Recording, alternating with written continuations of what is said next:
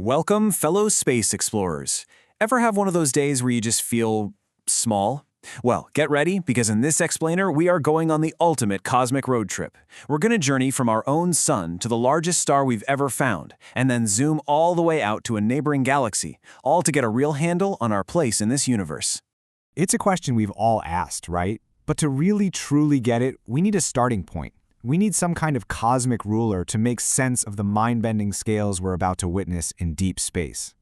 And that ruler, that anchor for our whole journey, is right in our backyard, our sun. It's the heart of our solar system, and for today, it's our fundamental unit of measurement. Everything we see is going to be compared back to this familiar fiery ball. So, let's start with a number. The sun's diameter is about 1.4 million kilometers.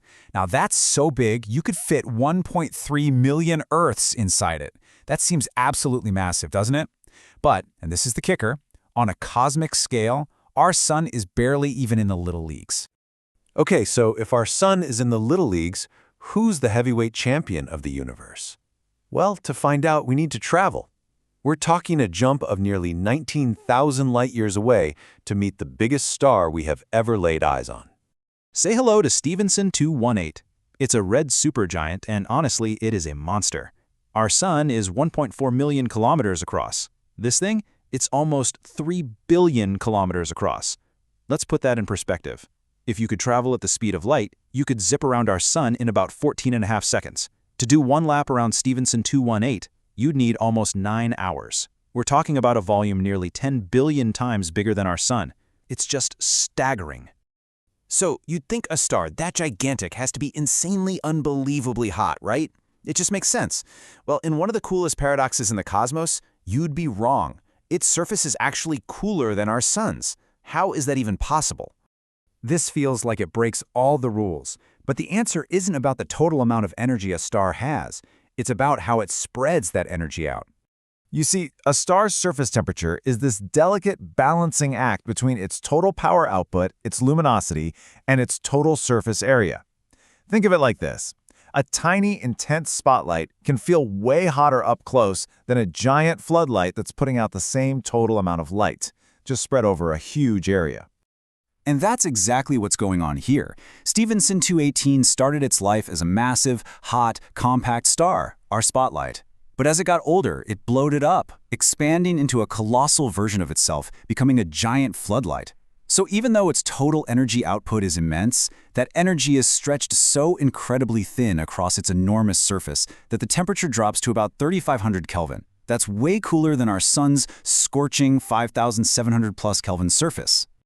Okay, so we've seen the absolute biggest of the big.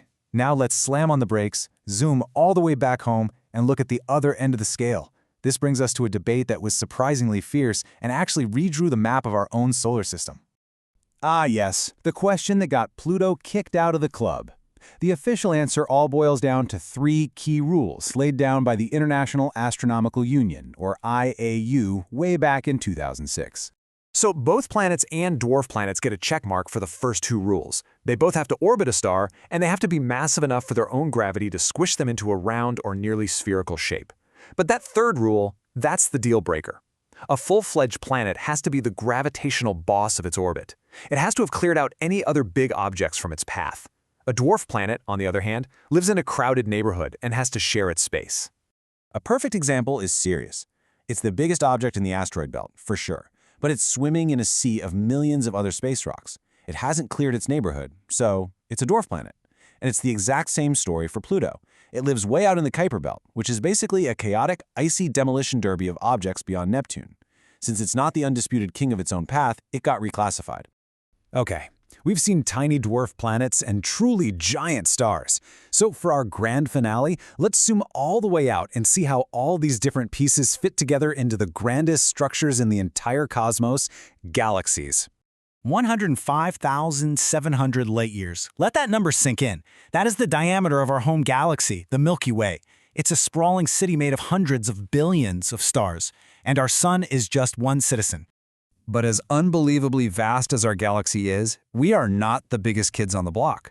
220,000 light-years. That's the diameter of our next-door neighbor, the Andromeda galaxy. It is the undisputed champion of our local group of galaxies. And seeing them side by side really puts it into perspective, doesn't it? Andromeda isn't just a little bigger than us. It's more than twice as wide as the Milky Way, a true galactic titan right on our cosmic doorstep. And this single thought just brings our entire journey into sharp focus. That colossal star, Stephenson 218, the one so big our sun is just a pixel next to it, that star is itself just one single, insignificant point of light among hundreds of billions of others in its own galaxy. It is literally a single grain of sand on an endless cosmic beach. From our home star to titanic suns, from little dwarf planets to absolutely colossal galaxies, the universe just keeps getting bigger and more incredible. We started by asking how small we really are. But maybe the real question is this: what other giants, what other wonders are still out there, just waiting for us to find them?